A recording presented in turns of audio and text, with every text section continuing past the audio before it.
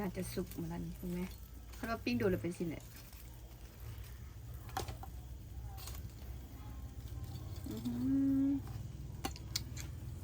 หิวข้าวได้เห็นแล้วก็ได้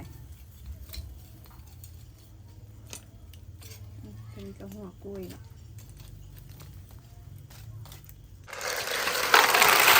เบื่อเลือดยังบอกแล้วบดเช้าทอกใส่บุญแม่เห็นมักกินสุกๆจะเรียบร้อยทุกคนลองแกะเบิ่งก่อน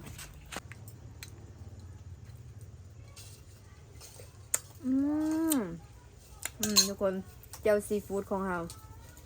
แซ่บเลิศคนน้อยเอาแม่ไอซีกินข้าวแม่มาเลยมาหาพอย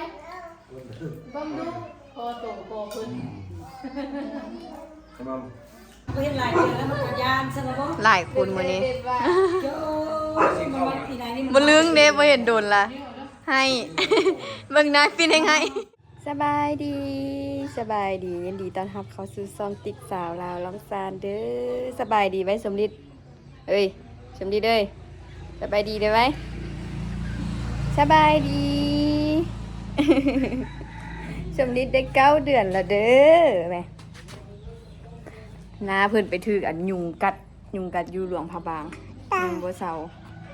สมฤทธิ์หาก็มาฮอดมื้อสวยนี้เด้อแม่น่ะสมฤทธิ์หาจะมาแต่หลวงพระบางให้สวยนี้เด้อมื้อนี้ไหม เบิ่งทรงผมมื้อนี้ก็ตั้งแต่สวยมาเอาสมฤทธิ์ตั้งแต่สวยพุ่นแม่เบิ่งหัวหยงวางนิดนึงแล้วเป็นไฮเลยเดี๋ยวนี้นะเพิ่นจื้อได้ขนาดเพิ่นลงรถมาอีเมียไปอุ้มเนาะอีเมียไปอุ้มแล้วเพิ่นเห็นติ๊กแล้วเพิ่นเด้มือมาหาเพิ่นยังจื้อสิ อีเมียยี่ห้อแล้วเพิ่นบ่จื้อเพิ่นจื้อแต่ติ๊กน่ะจื้อแต่อาติ๊กว่ะโอ้เป็นไอพร้อมอ้อแม่ความมันขี้เหอะยึงเอ้ย อันมื้อนี้ก็สิพากันเฮ็ดกินข้าวเนาะอันแต่งกินนะได้ซื้อกุ้งมาจากรูบุแหละเห็นเป็นถุงอยู่กุ้งคิดว่าสิเอากุ้งกุ้งขาวแต่เพิ่นเอากุ้งปิ้งมาแล้วก็เบิ่งหันประมาณ2 โลนี่แหละแล้วก็หอยแครงก็ประมาณ2 โลเนาะอย่างละ2 โลเบิ่งสูงกันแล้วสิพากันเฮ็ดพันกินปิ้งกุ้งแล้วก็พันกินกุ้งปิ้งนี่น้องสาวติ๊กน่ะกินบ่ได้แพ้คันว่าเป็นกุ้งขาวนะกุ้งบ๊วยกุ้งขาวนะก็กินได้นะแต่ว่าอันนี้อายเพิ่นซื้อแต่กุ้งปิ้งมานางก็สิกินบ่ได้ละแต่ว่าสำหรับติ๊กนี่กินได้เบิดทุกอย่างเลยทะเลดีนะมักสุดอีกเดี๋ยวอันนึงข้าวสุกแล้วก็สิพากันเฮ็ดกินอีแม่กับพายไปอันซื้อบ่นอนใหม่เนาะเพราะว่าผ้าเสื้อหั่นนั่นกูมีผ้าเสื้อนอนได้ไปซื้อใหม่ผ้าเสื้อผ้าปูแล้วก็มุ้งได้ซื้อใหม่หมดเลยแล้วก็จะย้ายห้องใหม่อีกเนาะจำฤทธิ์ได้ย้ายห้องใหม่อีกเนี่ยเฮ็ดหยัง เดี๋ยวนึ่งข้าวสุกแล้วค่ะจึงสิมาแต่งกินอีพ่อก็ซับไม้อยู่ข้างหลังนั่นแหละเดี๋ยวพาไปเบิ่งอีแม่กับไปมาละอันแม่มาล้างกุ้งกับอันนี้หอยแครงติ๊กได้เอาสมฤทธิ์กี่ให้กุ้งน้อยเด้นั่นแหละเอากุ้งอันปิ้งมาเลยว่ากามึงนี่ เอาป่ะ อยากได้เอกระทู อีตุ้ยยังกินบ่ได้แต่นะ กินบ่ได้อันนี้นะ ที่เราซื้อกุ้งขาวมาแล้วชิตำ ถ้าบ่ได้บอกมันมักกินกุ้งอันนี้ติ มันก็กุ้งเยอะบ่ได้บอกว่ากุ้งขาวเลย เอามาปิ้งใส่ขนมแซ่บแล้วก็หอยแครงก็2 โลอันนี้อันนี้พายเอ้ยมันเบิ่งอีแม่กินมั้ย หัวมันคือว่าเละล่ะกันจับเบิ่งก็คือว่ามันยังมีน้ำก้อนอยู่ล่ะมันเย็นอยู่สนิทมันบ่ได้ต้องได้เอาก้อนเต็งหลายบนเนี่ยบ่เขาจะเย็น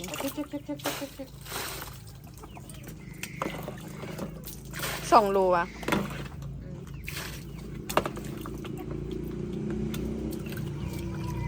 แล้วเนาะ อืม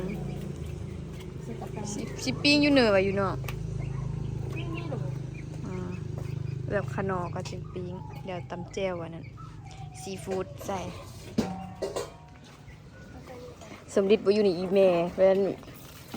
อีแม่คิดฮอดแน่ อยู่บ่นึงละให้เนาะเม็ดเนาะเอามาเม็ดนี่ ปัดกองอีก เพิ่นอยากอยู่กับติ๊กเป็นอันอีแม่อู้มันก็เด้มือใส่อยู่นั่นน่ะจ้า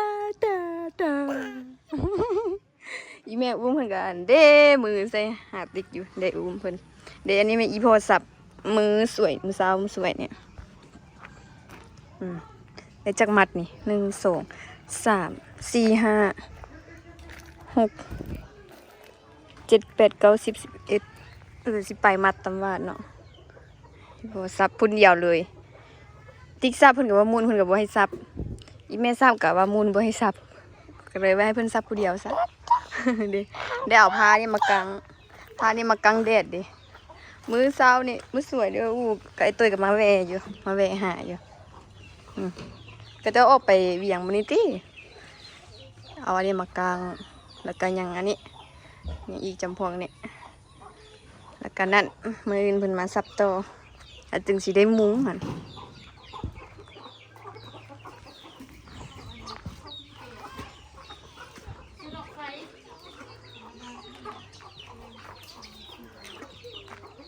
มันก็จะเอาหมักผ่างเอาหมักผุ่งไว้นะเล็กน้อยนะหมักผุ่งนี่วะเนาะหวานเลยตัวนั้นเย้ผู้เดินมานะนี่จะเป็นไอกุกเลยเนาะไอกุกของติ๊กหิวข้าวอ่ะเด้หิวข้าววะ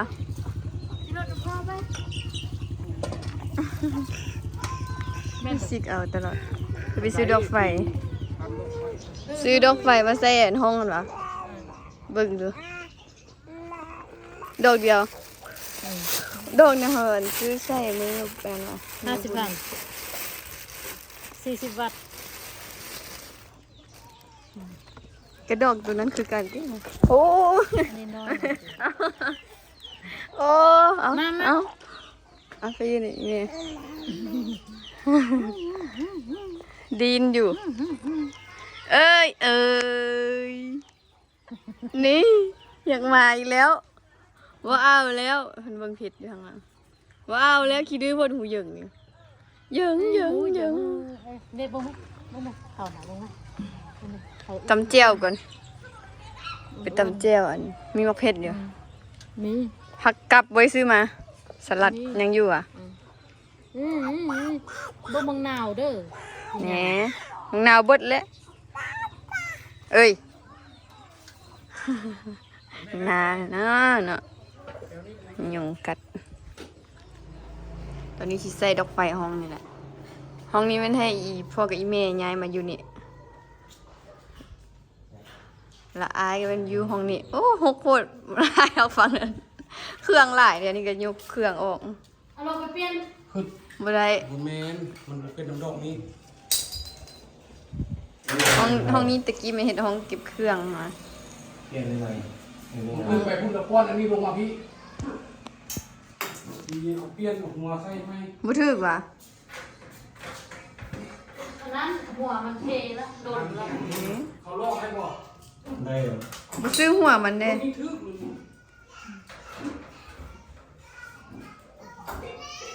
เลยเหรอ ให้ไปเปลี่ยนหัวใหม่เดี๋ยวสิได้ออกไปตลาดก็ไปซื้ออันมะนาวกับผักเนาะผักมาให้อันต้มให้สมฤทธิ์กินมักผักกวางตุ้งกับมักเห็นบ่บรอกโคลีคันว่ามีคือสิบ่มีเด้อบ้านเฮาเนี่ยเนาะเฮ้ยไปแก ดูดแล้วนั่นนะเดี๋ยว มันก็กินเนาะแต่ก่อนท่านกินนมอันดูแลกเนาะตุกกล้องสีแดงมาเปลี่ยนกินเป็นนมเล็กตัวเย็น เพราะว่าน้องเป็นก้อนคือขี้แบสันอีเมว่า ขี้แบ ใช่ป่ะทำดิขี้แบ่ป่ะ กินอย่างเดียวเดี๋ยวเอาไปตลาดก่อน อันนี้ก็คืออีเมลลวกข้าวปุ้นแห้งที่เหลือตั้งแต่มื้อนั้นหน่อยหนึ่งอ่ะพอดีเลยเอาไว้พัน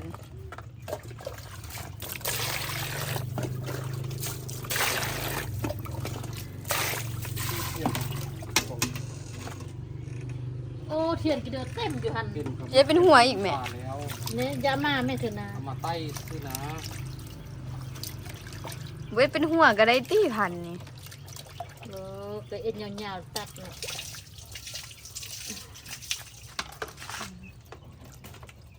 ยูเจเป็นหัว โอ้ต้มโดนโพด เละป่ะ คืนมาอ๋อเนาะถ้าเส้นน้อยเหรอบ่ เล็กน้อยและแซ่บ เส้นน้อยผัดต้มโดน อันนี้เป็นกุ้งที่แม่ล้างไว้ละแม่ขนาดซื้อมามื้อสวยนี้ยังแบบมีกลิ่นแล้วนะนี่หัวมันแบบจากอันนั้นแล้วไหมอันนี้เขาจะเอาไปปิ้งใส่ขนมหอย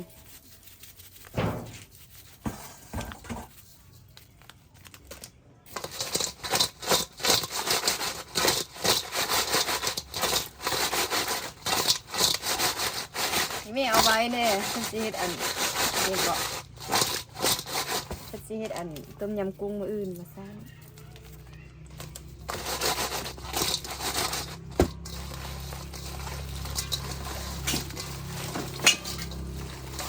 เอ๊ะ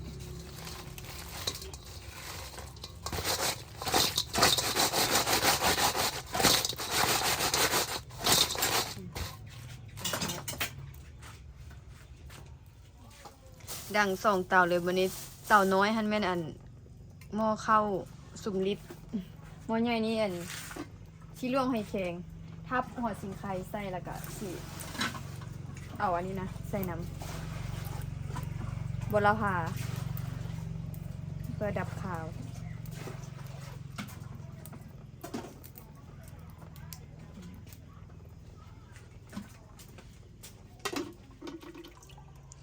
อีเมียสิล้างหอมพริกสิตำแจวซีฟู้ดหอมก็สิมีนี่หอมป้อมหอมบัวแล้วก็หอมบัวบ่มีโดยมีน้อยหนึงหอมป้อมหอมบัวหอมป้อมหอมบัวหอมลาบแล้วก็นี่อันนี้มักที่สุดเลยบัวละพาแบบกินกับอันเอียงเกาะทะเลเนี่ยคือว่าเข้ากันกับเลือดแปลงฝืดอันนี้เป็นสลัดกรอบเต็มตลาดเลยถึกเนาะจวกแตกน่ะเราไปตำแจวกันเด้อเสียสิบแซ่บอันหักหอมป้อมแม่ เด้อเอาอีกว่ะ เอาหักหอมป้อมไปตำใส่ แล้วอีกตัด แจวได้แล้วเอาล้างอีกนิดนึง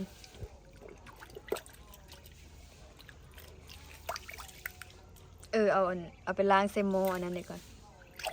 หม้อลวกหอยแครง ซึ่งจองไปจองมาสัก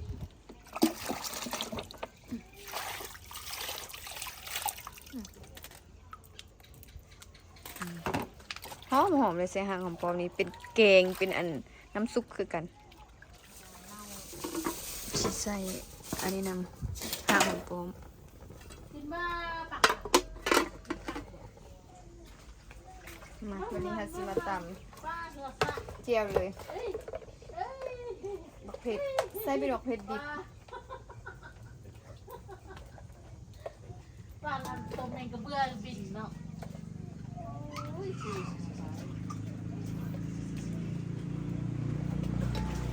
ใหญ่ๆเดี๋ยว ต้มโดนว่าเขามัน ต้มจนเละเลย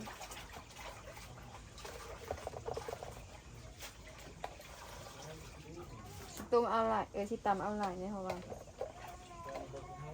กุ้งกับหอยแครงก็หลายอยู่ดี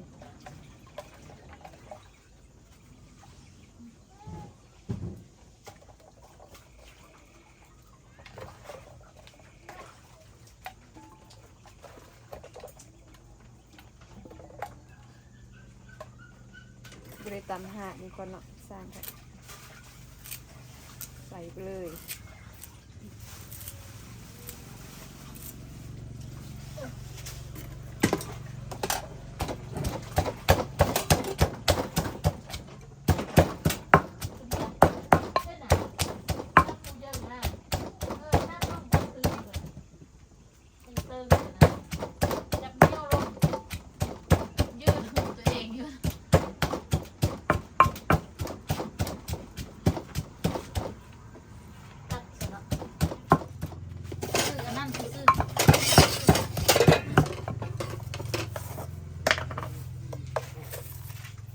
ใส่เป็นนัว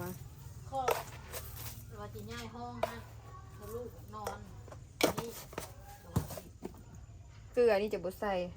ไปนั่ง นี่ใส่น้ำปลาเอาปลาแดกเอ้ยปลาแดกน้ำตาล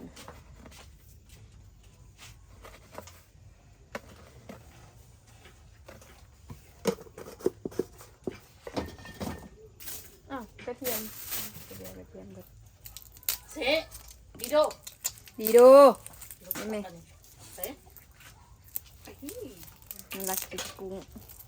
มันก็หอมได้ปิ้ง ปิ้งหอมแล้วมันก็หอมมันก็มา ดำดีนี่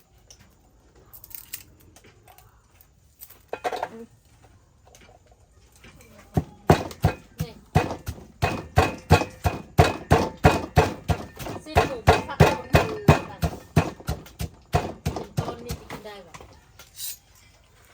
คือบดเลย หมูบดบ้านของก็มี จะมีบดมีลูกเมียนบดต้องปัก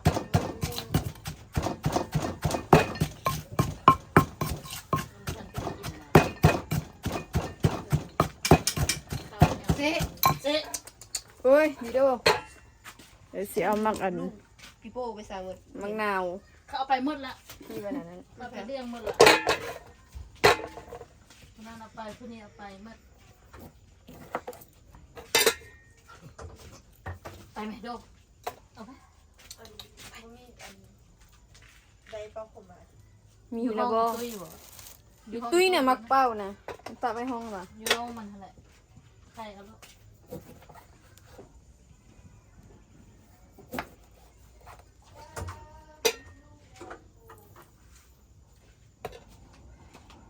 อีมักนาว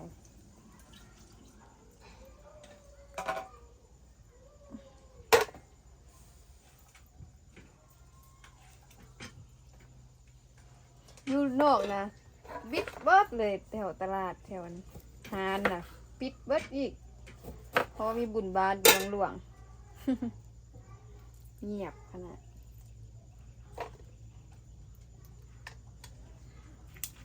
อุ้ย คนดังดีขนาด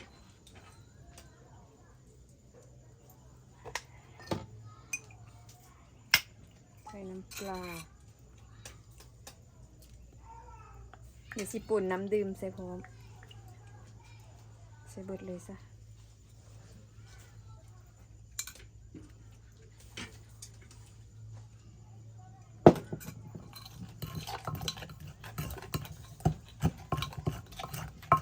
เป็นหน่วยจิตเสน่ห์ จานนี้ก็ดี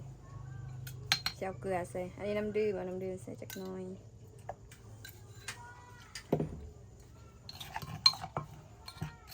ลืมต่ำอันนั้นซื้อไปเนาะ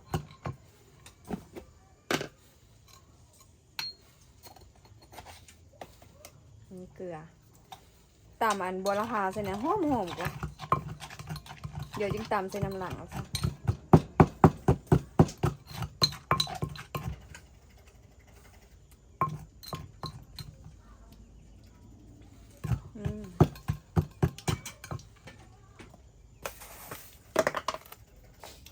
เป็นปีนอยู่ตัวอีกสิ ปีแม่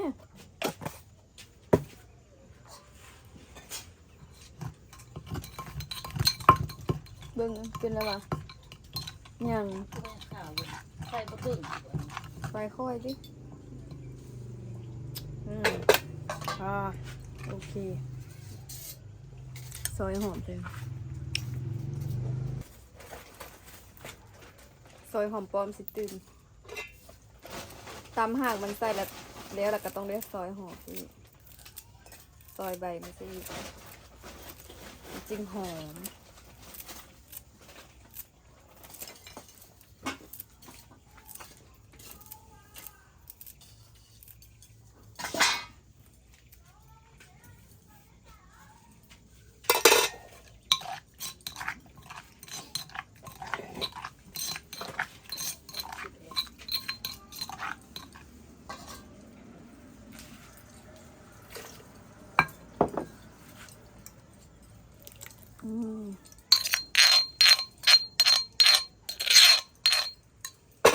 สิตำบัวละพาใส่น้ำหลังก่อน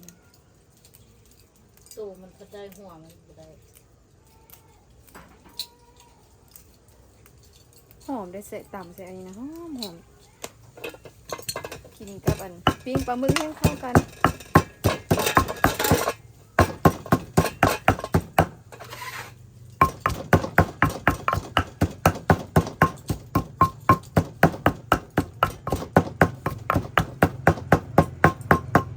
ถ้าหอมปิ้งกุ้งค่ะ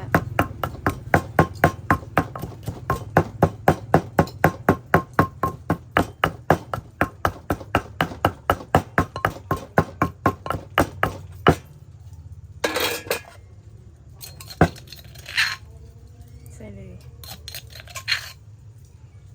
หอมหอมบราณ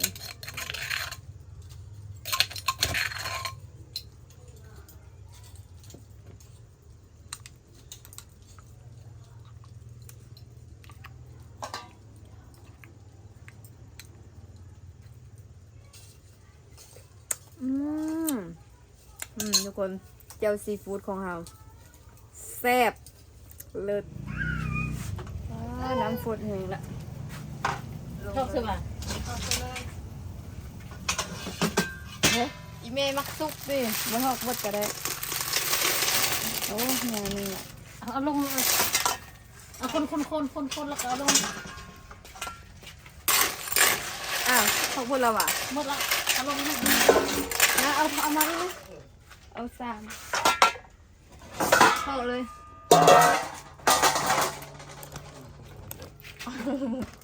ชื่อเด็กเพลง เข้าเลยมั้ยโอ้สุกเลยนี่นะปะไปดูวันนั้น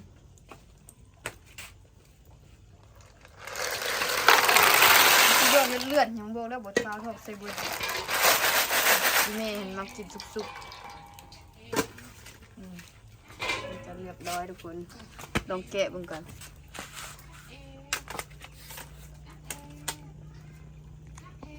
ลองแกะว่ามันสิสุกสำเร็จว่าหรือว่ายังเลือดอยู่บ่เพราะว่าเขาไว้นอกน้ำเย็นเนาะได้อยู่ดิ ได้ป่ะ เลือด เอ๊ะหากเอาลงก็เอาขึ้นไปเลย แฉบแหง อันเดิม มีมึงหน้ากับมีที่จับ มัน ไปแข่งมันกันด้วยมาบัดนี้สิเอากุ้งลงปิ้งเลยทุกคนเอ้าตัวนี้หัวมันเป็นหายไปไหนเอ้าตัวบ่มีหัวนี่คือบอกว่าไอ้ต้มยำวะ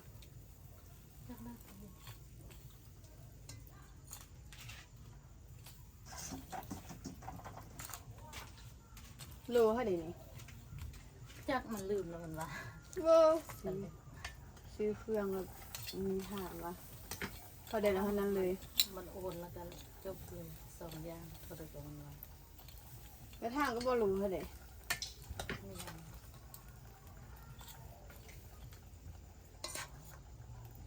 200,000ป่าย กุ้ง นี่ นี่ แห แห ละ ละ มันว่าสิโลนึงดิ 2,500 2,500 2,800นี่แหละมันว่าสิ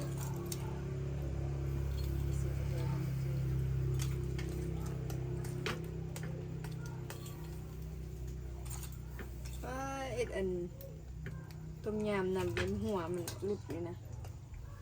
ปิ้งมันก็เป็นคักอันนี้นะ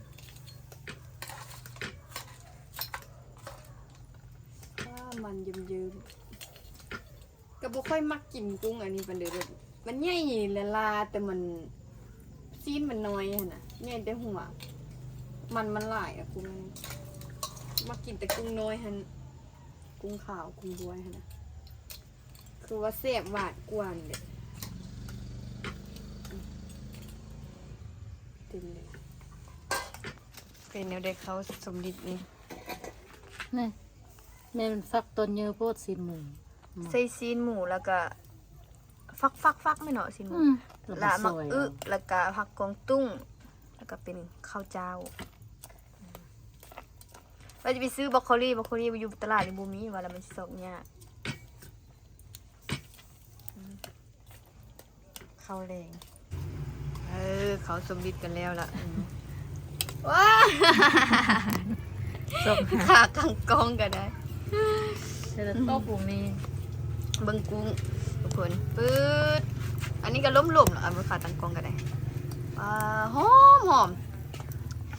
น่าอร่อยมากยังอีกได้หนึ่งยังอีกน้อยหนึ่งเพราะว่ากินกันหลายคนเนาะนี่กุ้งกระสุกแล้วทุกคน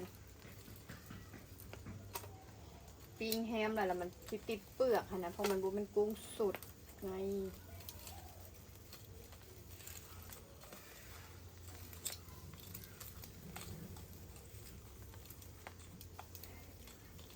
ตัวนี้ใหญ่มาก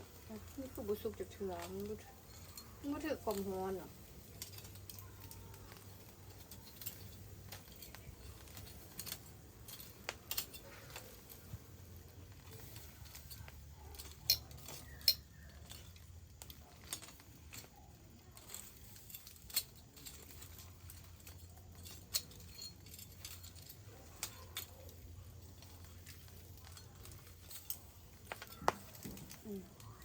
สุกได้3 ตัว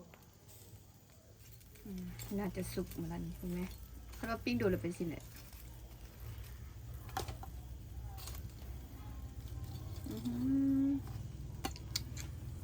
หิวข้าวได้เห็นแล้วก็ได้เป็นกระหัวกล้วยเนาะ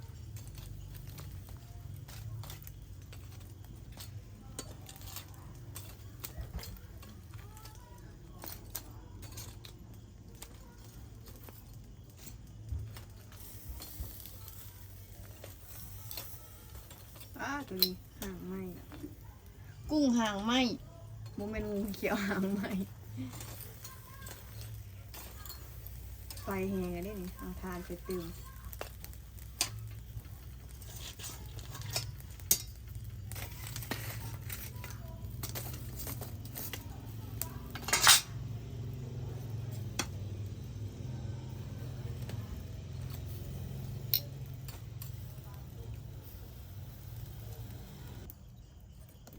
อย่างตัวใหญ่ๆเนี่ยมันยังบ่สุกเท่า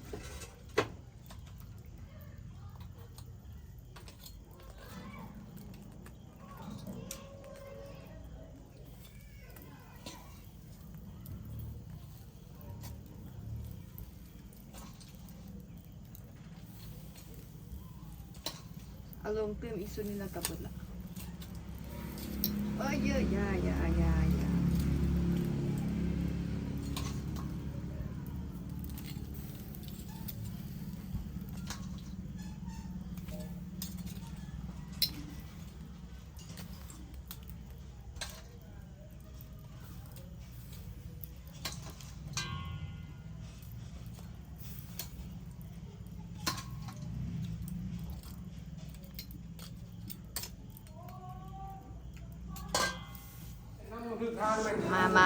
มาเด้อทุกคนกินข้าวกันเด้อ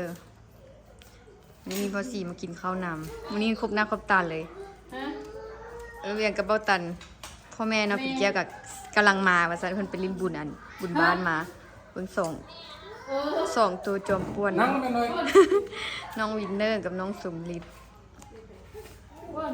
มา ติดยุกตั้ง ตั้งเนี่ย ได้เอาตั้งมา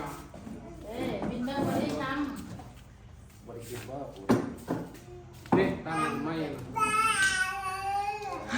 2 คน น้าตั้งไม่นะอันนี้ก็แบ่งไปบอกว่าแบ่งพร้อมอันนี้ มาแล้ว ำข้าวเด้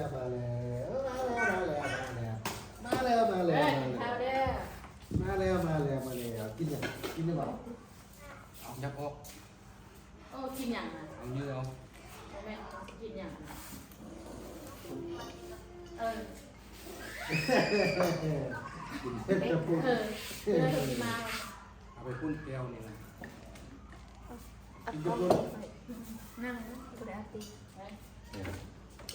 ก่อนเลย ดิ้นดิ เนี่ยกระปุ้นกระปุ้นไอ้บ่เอาจานเยอะมาเซนี่เล่นเอาไปเนาะ เอาอีกตุ้ยได้สิ จานไปจานฉันนะ นะ อันเยอะตัวนี้ ตุ้ยได้สิ ตุ้ยไปปุ้นจานเลย โอ้ยยังบ่มาปฏิบัติ เยอะเอาเนี่ย โอ้ยตุ้ยนี่เป็นบุญบังดวง ไปลง บุ บุ ญ ญ ไป3 มื้อละบุญเขา2 มื้อไป3 มื้อ โคนให้เยอะเลยอ้าวคนน้อยเอาแม่ไอ้สี่กินข้าวแม่มาเลยมาหาพอยบ้องดูพอโตพอขึ้น Mamam. Mamam. เนี่ยครับนี่ Mamam. เนี่ยกินเยอะแล้วว่ะตัวกุ้งทำไม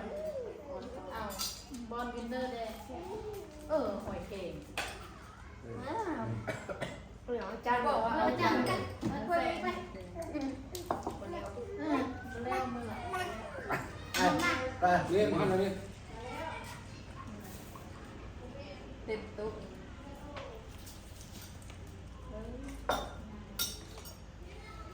เกิดอัน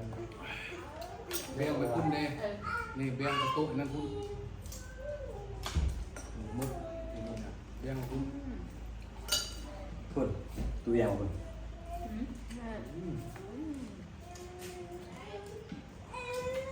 Ni. Pin mana? ส้มหวาน เจ๊เอามา Pura pura mana? หยุด แล้วมาเอาแล้วจะมาก็พอแล้ว เออดูเอาไหมดู อันนี้แหละ กุ้งย่างไหม เบี้ยกระตุกนั่นพุ่นน่ะ อันนี้เจอนี่มาแล้ว เอาเบี้ยไปพุ่นจำนวนนึง หลายคนมื้อนี้ สิ่งเข้ามา บ่ลึงเด้บ่เห็นโดนละให้ เบิ่งหน้าฟินให้ไป เพิ่ง ก็ตาแม่นเมาละเพิ่นไปกินอันบุญบ้านมา ได้เฮ็ด2 วงเพราะว่าโต๊ะนี้มันบ่พอกัน โอ้ไปแต่สวยบ่พอกันแล้วได้อันพากันมานั่งกินอยู่โต๊ะอยู่นอกพี่พอดีกินได้คำหนึง